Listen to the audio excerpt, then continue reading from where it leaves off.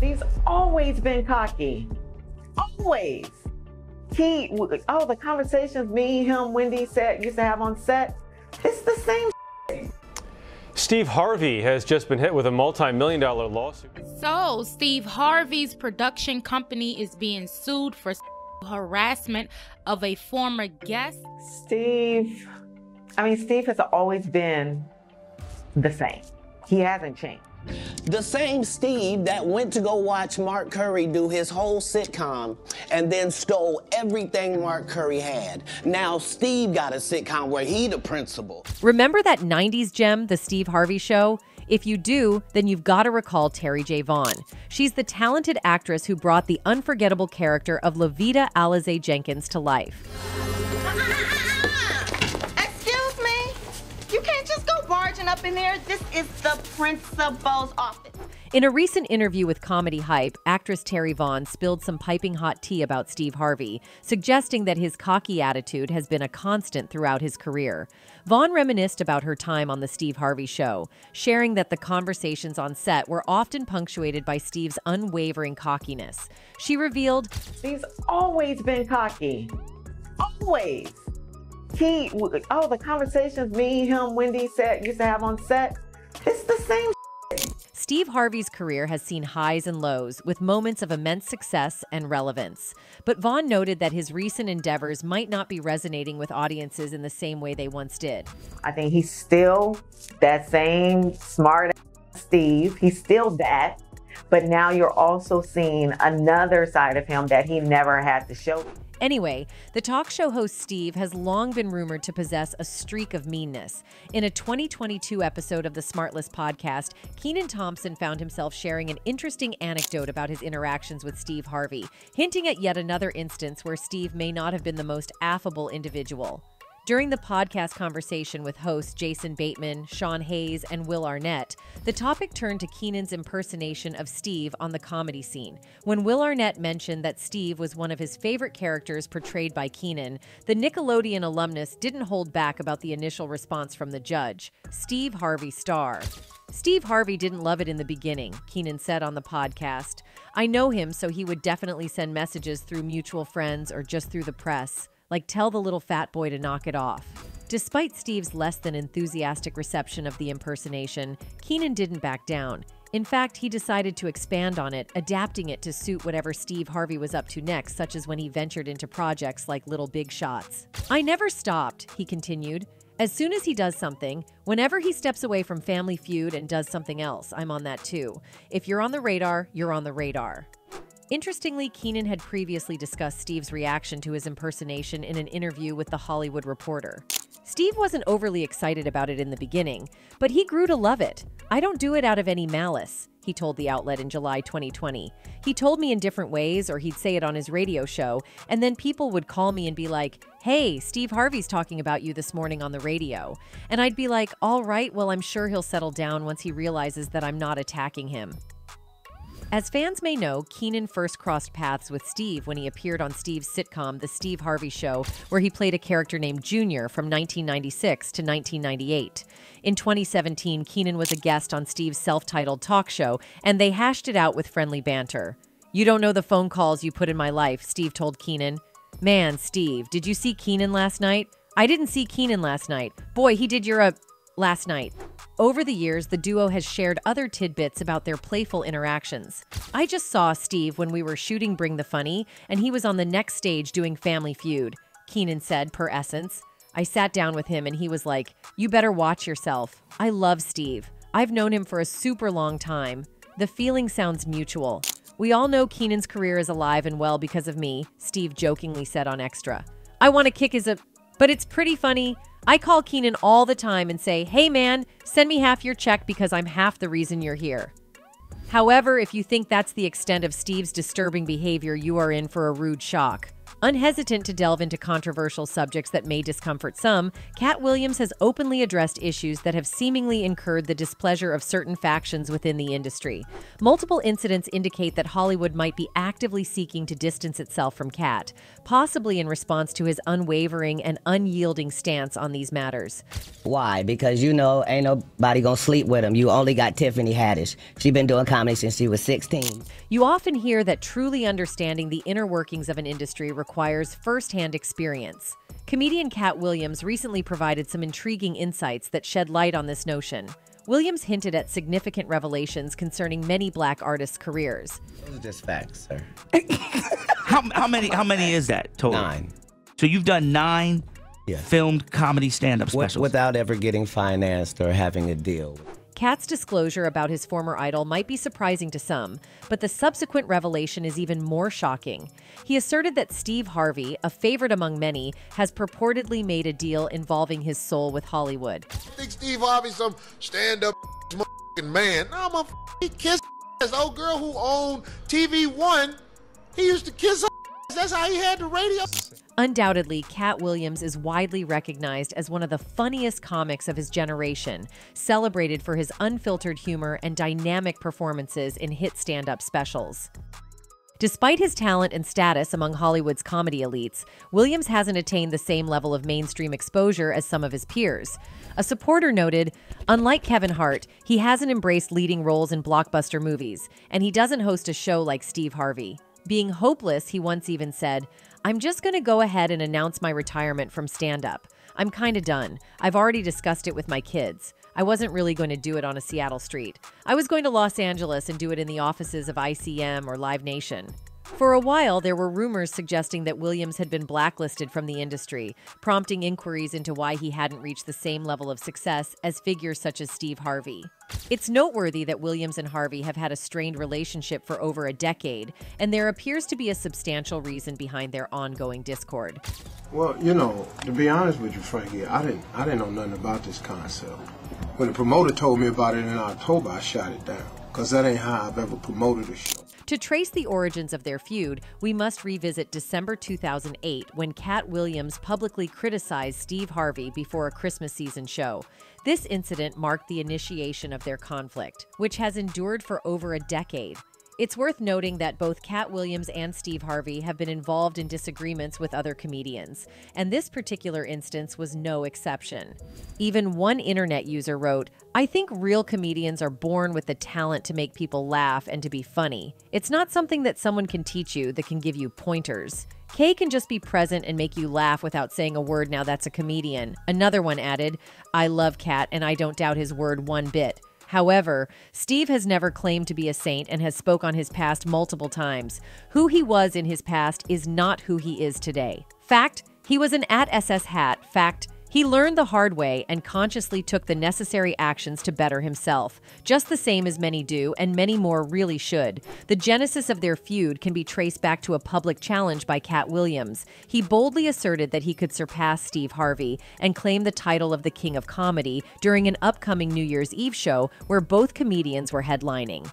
Now, I was on the Steve Harvey show, and Steve Harvey, who is going to call in at 5:45 and get the record straight. Reportedly, Jamie Foxx was also involved in this conflict. Foxx, who was working as a radio host at the time, played a clip of Katt Williams dissing Steve Harvey, which likely escalated the feud between the two comedians.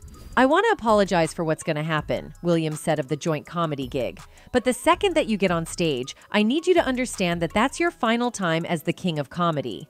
Water seeks its own level. You can't stop it, Playboy. It is what it is, so I hope you're ready. I hope you got a team of writers. You're going to need about 6 or 7 of them." In response to the clip, Steve Harvey called into the radio show and expressed his bewilderment regarding the entire situation. I've always been on tour with some real monsters, man. I toured with the Kings. I've been on stage with Sid, DL, and Bernie Mac at the same time. However, on the big night, when the event arrived, Katt Williams came out swinging, delivering punches aimed at Steve Harvey's comedy reputation, as well as poking fun at his clothes and hair.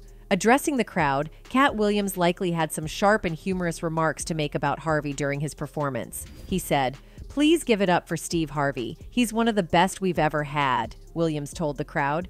"But he don't want no parts of this in no shape or form. I don't know why he came out here with all this money y'all spent on these expletive tickets and talked about a lady in the audience for 15 minutes, but won't talk about me the way I getting ready to talk about his expletive-made expletive." You see, Cat Williams didn't have fame and fortune handed to him on a silver platter. He had to build his comedic empire from the ground up, starting in Avondale, Cincinnati. He honed his craft by performing stand-up comedy in various venues across the country, from the lively streets of Oklahoma to the vibrant stages of Oakland. Fearlessly, Cat delivered his routines, perfecting his unique style along the way through hard work and dedication. And act like it happened. You in the middle of a goddamn meeting. Yeah, so what we're gonna do is we're gonna do the movie with you, and then we're gonna go back. Turning our attention to Steve Harvey, he is widely acknowledged as a devoted family man who places a high value on his loved ones. Nevertheless, Cat Williams reportedly asserts that Harvey is nothing more than a charlatan, masking his authentic self behind a meticulously crafted facade for an extended period. According to Cat, opinions about Steve's comedic prowess vary significantly depending on the source, further complicating their relationship dynamics and the public perception of Harvey's image. You have been the king of comedy as long as we've had one.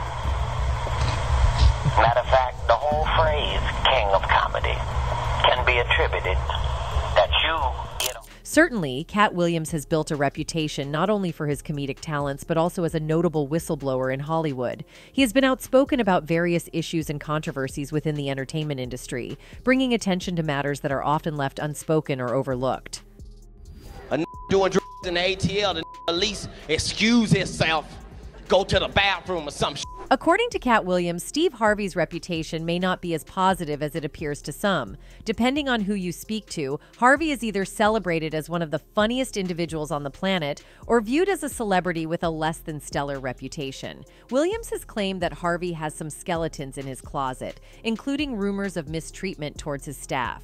Persistent rumors have circulated regarding the renowned comedian and talk show host not treating his staff well. Moreover, after his talk show relocated to Los Angeles, Harvey allegedly sent a controversial memo to his new staff, making demands typically associated with tour writers. These allegations have contributed to the existing tension between the two comedians. And I could not find a way to walk from the stage to my dressing room, to sit in my makeup chair, to walk from my dressing room to the stage. In the leaked memo, Steve further wrote, "My security team will stop everyone from standing at my door who have the intent to see or speak to me. I want all the ambushing to stop now. That includes TV staff. You must schedule an appointment. I have been taken advantage of by my lenient policy in the past. This ends now. No more. Do not approach me while I'm in the makeup chair unless I ask to speak with you directly. Either knock or use the doorbell." Steve Harvey defended himself by asserting that the controversial memo was an attempt to secure more free time during his day. He explained that the memo was sent to address what he perceived as a too lenient open-door policy that had been in place during his show's run in Chicago. Harvey reiterated this defense a few days later while discussing the leaked letter with Entertainment Tonight. "Look, man, I'm in my makeup chair, they walk in the room. I'm having lunch, they walk in, they don't knock," he continued. "I'm in the hallway, I'm getting ambushed by people with friends that come to the show and having me sign this and do this. I just said, wait a minute. And in hindsight, I probably should have handled it a little bit differently." Cat Williams appears to have legitimate reasons for his grievances against Steve Harvey. In November 2015, the Think Like a Man author faced a lawsuit for allegedly reneging on plans to lease a private jet. This occurred after over $400,000 worth of renovations had been initiated, reportedly at Harvey's request. The requested enhancements included custom carpet, a reconfiguration of the interior cabin from 16 seats to 14 seats, custom seat design, and new upper and lower cabin sidewalls, according to TMZ reports. According to a private jet company, he did not pay the bill. This is a fabulous story. After they customized the hell out of the thing. Williams has also alleged that Harvey, who starred as a high school music teacher on 1996's The Steve Harvey Show, lifted the premise of his show from comedian Mark Curry. Curry starred as teacher Mark Cooper on the sitcom Hangin' with Mr. Cooper, which debuted in 1992. The same Steve that went to go watch Mark Curry do his whole sitcom and then stole everything Mark Curry had, Williams said. Now Steve got a sitcom where he's the principal and he wears a suit. Williams also dissed Harvey's acting chops, skewering Harvey's claim that he didn't want to pursue a film career. "You couldn't be a movie star," Williams said. "There are 30,000 new scripts in Hollywood every year. Not one of them asks for a country bumpkin black dude that can't talk good and look like Mr. Potato Head. There ain't none. You have to have range." The actor-comedian took a critical stance on fellow comics Cedric the Entertainer, Steve Harvey, and Ricky Smiley during an appearance on the Club Shay Shay podcast released on Wednesday. Williams, speaking with host Shannon Sharpe, aimed to address what he considered as untruths spread about him by lowbrow comedians on Sharpe's show, characterizing Cedric, Harvey, and Smiley as a gang. He asserted, "For 30 years, they're a group. These aren't three random guys. All of these dudes are co-entwined, and they share secrets, and this is the age of truth." Williams accused Cedric the Entertainer of pilfering a joke from his comedy set in the late 90s, a joke he also performed on the BET program Comic View. Describing the situation, Williams stated, "This is not just a random joke. This is my very best joke, and it's my last joke, and it's my closing joke. 1998, I'm doing this joke. It's on Comic View." Cedric comes to the Comedy Store. He watches me in the audience. He comes backstage. He tells me what a great job I did and how much he loves the joke. 2 years later, he's doing that as his last joke on the original Kings of Comedy, and he's doing it verbatim. Initially, Williams had given Cedric a pass for using the joke, but his stance changed when Cedric denied taking from Williams' material. Williams remarked, "He thought that I was just a no-name comedian and that he could take this joke and nobody would know." Cedric the Entertainer responded to Williams in the comments section of an Instagram post featuring a clip from the Club Shay Shay podcast, dismissing Williams' allegation as revisionist history. "Regardless of whatever Kat's opinion, my career can't be reduced to one joke Cat Williams claims as his," Cedric wrote Wednesday. "I've been in over 40 movies, my specials and brand speak volumes for I Am, the people I have put on including Cat in the Hat, at the Gibson Amphitheater." Steve also had some issues with Monique and Mark Curry. Monique's conflict with Steve is undeniable, and she's being very direct about it. Rumors suggest she's gearing up to expose all of his secrets. With her deep industry experience, it's plausible she could possess inside information worth revealing. Steve Harvey has gained recognition as one of television's most prolific comedians in recent years. Whether it's his delightful interactions with talented kids on Little Big Shots, or his incredulous reactions to contestants' unexpected answers on Family Feud, Harvey has consistently brought laughter to audiences across America. However, not everyone is amused, particularly comedian and former Hang-In with Mr. Cooper star Mark Curry, who claims that Harvey appropriated some of his material for various television projects. Steve Harvey, the job after me. I picked him. Okay, so tell me about never said thank you. So what's up with you and Steve, man? Ain't nothing with me. Well, Steve stole my material. This contentious relationship has spanned several years, with Mark attributing their issues to Steve allegedly pilfering his jokes during his appearance on the Mike and Donnie show on Fox Souls in December 2019. Somebody called me and said, "Man, homeboy doing your material." So he did my whole Halloween run. And so my thing is, you don't have to do that, homeboy. Right. So, you know, you made enough money. During that appearance, Curry specifically alleged that Harvey had performed a significant portion of Curry's Halloween routine on his Steve Harvey talk show. Beyond the alleged joke theft, what was particularly distressing for Curry was witnessing someone with a highly successful career using comedic material that could have benefited Curry himself. When he was on his the bull talk show he had, and he did all my Halloween material one Halloween. I'm watching. In another candid moment caught on camera, Curry shared his perspective on Steve Harvey when approached by a videographer. He asserted his belief that Steve Harvey had allegedly taken not just once, but twice from his stand-up material and incorporated it into his former daytime talk show, Steve Harvey and Little Big Shots.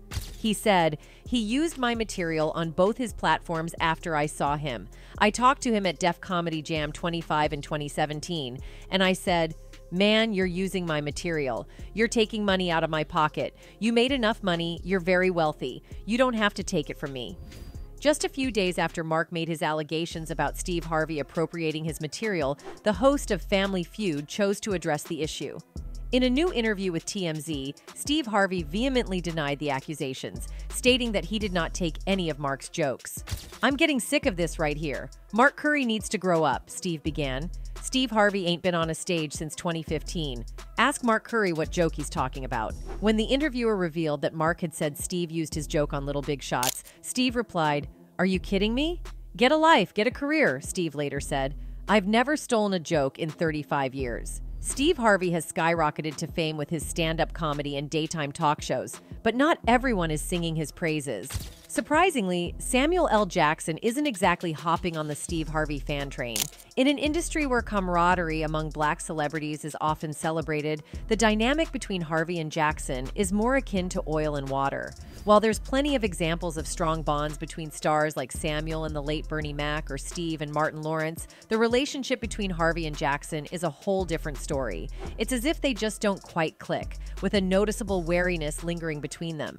Or take the praise for what it is, or understand that, okay, if I do this, it's gonna be more trouble than it's worth. That's right. You know, so a moment of instant gratification. The entertainment industry has been weathering a storm of bad news lately, with some major celebrities finding themselves at the center of controversy. From simply bad to downright inhumane, the headlines have been relentless. And one star who seems to frequently find themselves in the less than flattering category is rap mogul Sean Diddy Combs. Already tangled up in a web of dark headlines, he's back in the spotlight once again, this time embroiled in yet another messy situation involving one of his exes. Because I'm so quiet, there's been so many stories that have been made up about me. Like I've seen stories about me being like fully in love with somebody and we have like this whole relationship. The interwoven connections between celebrities can sometimes lead to eyebrow-raising situations, and the involvement of Lori Harvey, daughter of another controversial figure, adds another layer to the intrigue.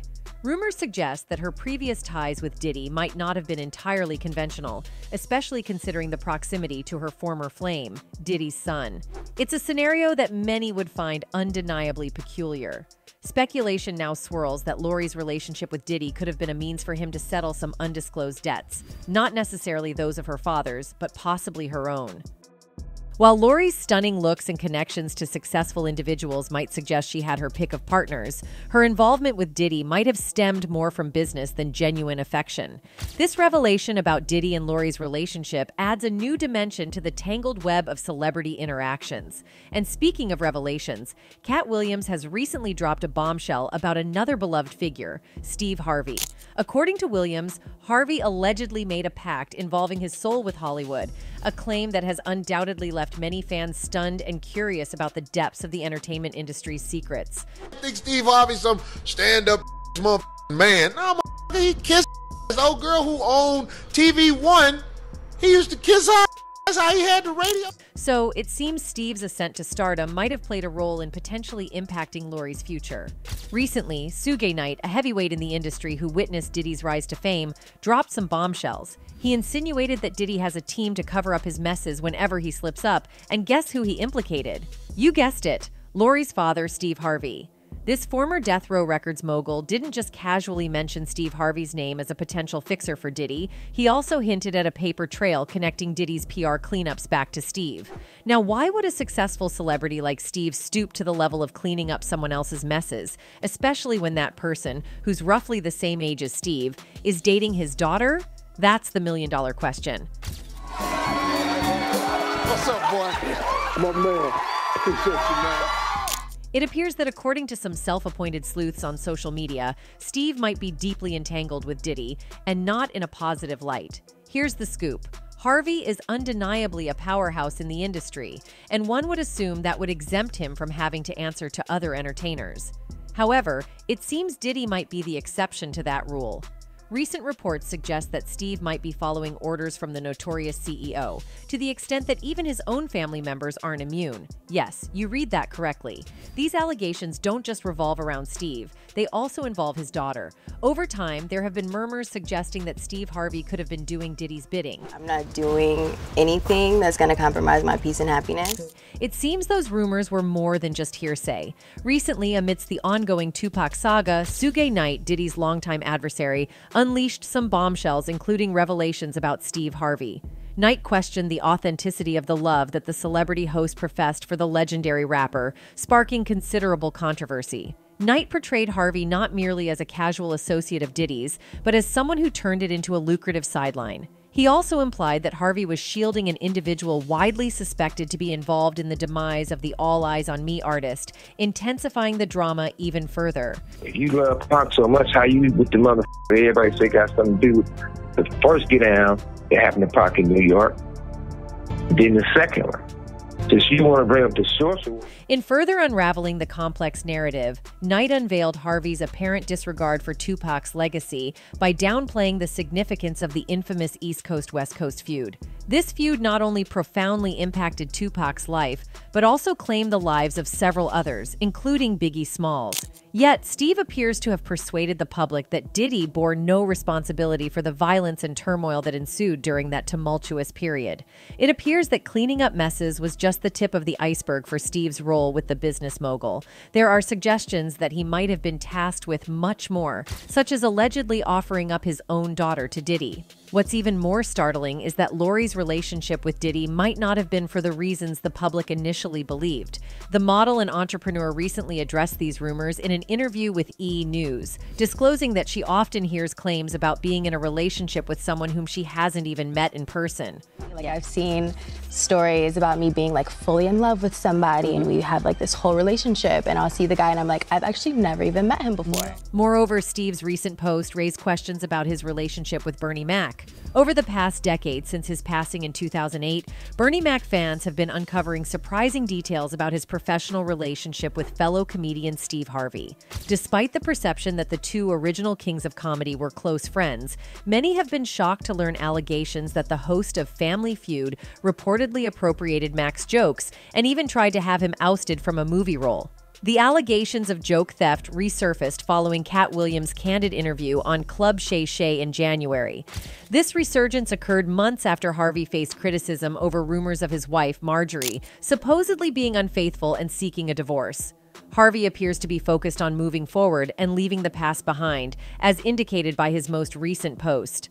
"You can't go back and change the beginning, but you can start where you are and change the ending," he shared on X.